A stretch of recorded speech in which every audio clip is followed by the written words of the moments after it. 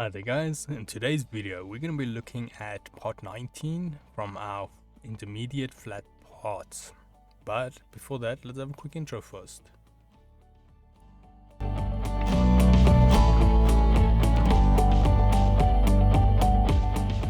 So today's video can be found on softwaretraining.co.za. We make short and easy to watch problem solving videos, and we also have daily updates. Otherwise, back to the program here. And now in this video we're going to be looking at part 19, and this will be basically a combination of these two shapes, or rather maybe this shape. So I think that's part 16, a combination of that but with a rectangle or square on each side of the circle. So let's quickly jump to the part.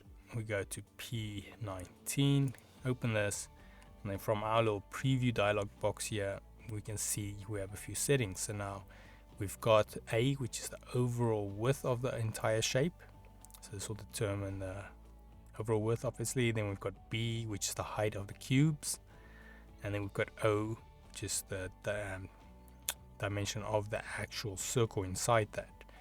And then obviously we've got the rounding, and this will be for the corners where the cube and the squares and the circle meet. But yeah, so let's quickly try this. So let's go A. I'm going to make this entire shape a little bit smaller just to compensate for the previous design, which was a bit big. So we're going to make the oval shape about 200 wide. I'm going to make the rounding, the O first. Let's make this one about 100. B, I'm going to make this maybe about 80, just as a slight change. And then the rounding, I'm going to make this quite subtle, or quite low. So I'm going to keep the name aside, and let's quickly see the preview. Here's the shape. It's by no means close to the preview. If we want to do that, I would say we could easily just drop the, the B a bit. So let's make this 50. Say okay, it's closer. But now we'll have to do the overall width. But I'm going to leave this just to give you kind of an idea. Going to go set this to manual 1 quantity, add it, and then add this to our actual shape. Now this one again is very small. I could fit in that little space if I wanted to. So I think I overcompensated a bit. It tends to happen. And then yeah, otherwise that is it on our part 19.